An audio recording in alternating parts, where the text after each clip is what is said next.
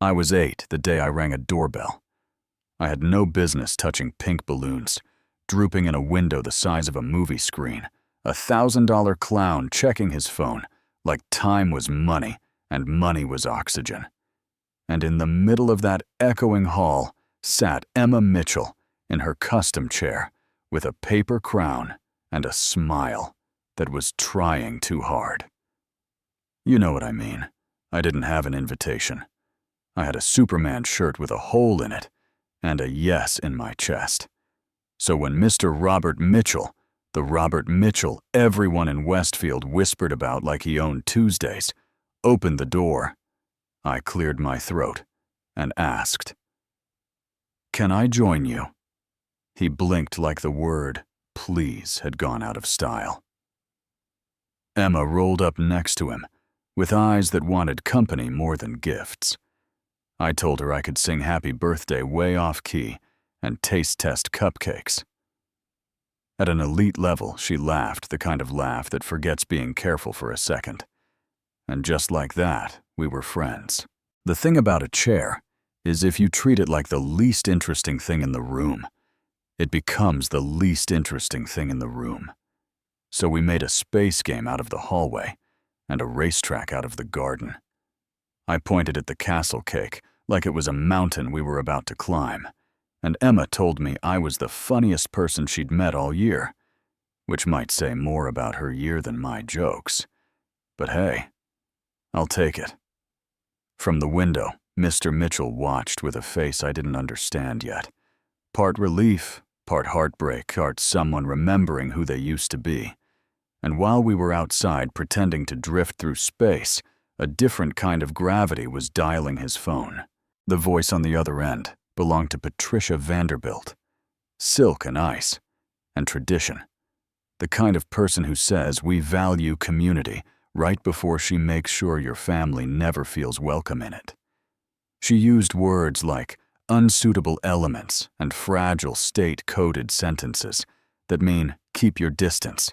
And yeah, that happened. By Monday, the whispers had names, and the names had teeth. Emma's school was suddenly worried about social standards. Mr. Mitchell's golf club wanted him to reflect on priorities. 3 contracts at his company evaporated in 48 hours, and somehow a kid who showed up to sing Happy Birthday had become an economic threat to people with heated driveways. I live in the housing project down the hill, Maple Court concrete, that remembers every winter hallways that smell like arroz con pollo on the good days and busted elevators on the bad ones. I came home to my grandma, Doña Carmen, stirring coffee that solves 90% of life, and she said what she always says when the world gets loud. Mijo, when people show you who they are, believe them. When they try to shrink you, stand up taller in your soul. That Friday, there was a knock on our door that sounded like a decision. Mr. Mitchell stood in the frame holding a paper bag from the food truck on 9th, like it was peace offering, and proof he wasn't afraid of our block. Took off his suit jacket, because my dad Miguel said that's what we do in this house, and he talked plain, no performance, no PR, about the pressure and the pettiness and the line he refused to cross. He asked my grandma how we handled being judged by appearances. She smiled with that soft iron smile and said, "Dignity doesn't need permission," and he nodded like he'd been starving for that sentence. Then Mr. Mitchell turned to my dad and said, "I run a social responsibility program that needs someone who knows people more than spreadsheets. I can teach the forms, I can't teach integrity, and you've clearly got that. I'd be honored if you'd build with us." My dad looked at his hands, paint under the nails, and history in the knuckles, and said he didn't have a degree. Mr. Mitchell said, "You have a son who walked into my house and reminded my daughter how to laugh." I don't know. A campus that teaches that. And my dad said yes. Here's the part nobody expected, the twist that changes the movie, all week long, while the polite punishments piled up. Mr. Mitchell had been documenting calls, saving emails, connecting dots. We didn't know we're on the same page, his lawyer doctor. James Thompson called with a folder that felt heavier than paper. It wasn't just snobbery, it was strategy. A coordinated push to starve Maple Court out of existence so a developer named Charles Morrison could build luxury condos where our neighbors kept their lives. A city council vote was already on the calendar item. 15 Westfield Gardens Project, the kind of name that sounds like a lullaby until you read the fine print. Monday night under fluorescent lights that make everyone look guilty. The room split into neat rows. Suits up front, hoodies in the back, a mayor checking the exits with his eyes. Patricia in a blazer that announced victory, and my grandma in her church shoes, because she said justice deserves our Sunday best, even on a Monday. Mr. Mitchell asked to speak, and you could feel the temperature shift. Not a shout, a steadiness. Thompson rolled out audio where Patricia's voice said the quiet part loud. Raise fines, cut services, make it uncomfortable. And then emails with subject lines that smell like smoke, even when they're printed phrases like undesirable elements and expedited displacement and maintain standards, the kind of words that smile while they take your keys. The mayor tried to say context. My grandma said, "The context missing is a conscience, and people clapped the way you clap at a baptism, not for the show, for the water." Charles stood like he suddenly remembered an appointment 2 federal housing agents helped him remember his seat, and Patricia's smile broke at the edges, not because she was surprised, because she'd finally been seen. Mr. Mitchell didn't gloat. He told the story of Emma's empty party and a kid at a door asking to belong. He said, "You used a child's friendship as a lever, so I brought the fulcrum into the light, and the vote died on the floor without ever being born." Justice doesn't explode. It exhales, and then it gets to work. 6 months later, you could see the work in places no one photographed before Maple Court got a clinic where a pool was supposed to go.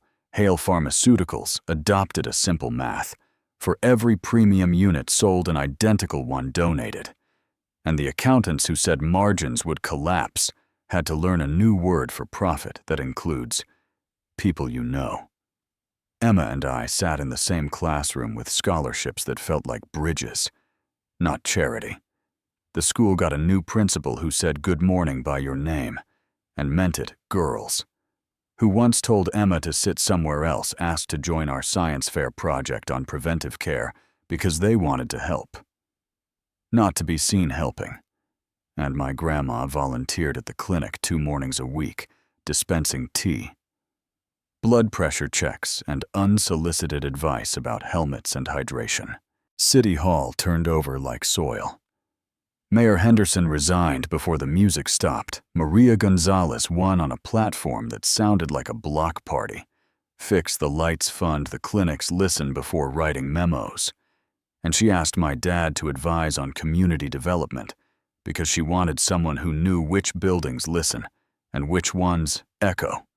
Patricia pride falls hard and lands loud. The mansion sold. The car collection disappeared like smoke in wind.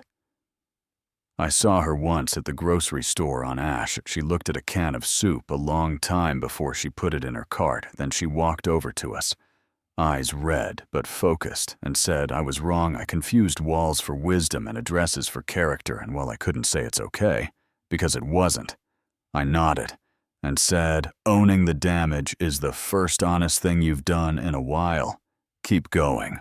People ask what I learned. Like there's a syllabus for this, and I tell them it's not complicated. It's carpentry measure twice. Your words, your motives. Cut once, accept the mess, sand, until it's smooth enough to hold. And when someone tries to rename justice as revenge, because consequences finally arrived, let them talk. Rain still gets you wet, even if you call it sunshine. Yeah, that happened. I learned a wheelchair is not a warning label. A mansion is not a moral compass. A housing project is not a problem to solve. And a doorbell is sometimes a test, sometimes an invitation, sometimes the hinge the whole town swings on. If you're waiting for the tidy ending, here's the closest we have. Emma laughs loud again. I still sing off-key on purpose. My dad's hands hurt in the good way. At the end of most days, Mitchell's company makes more and gives more without apologizing for either, and Westfield has new lines where the old walls used to be, but we kept one thing open on purpose: the argument about forgiveness.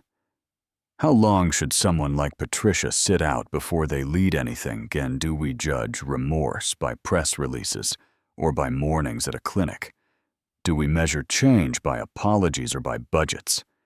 And what would you do if you were in that council chamber, hearing your life reduced to a line item? Tell me in the comments where you draw the line between calling out and calling in, whether the receipts should always go public, or if there's a moment for private reckoning. And if you've ever felt shut out, then found the courage to ring a bell anyway. Share that. Someone watching needs your map. If this story hit something true-like, and share it. So the next kid who sees balloons through a window hears one more voice saying, "Go ahead. Ask.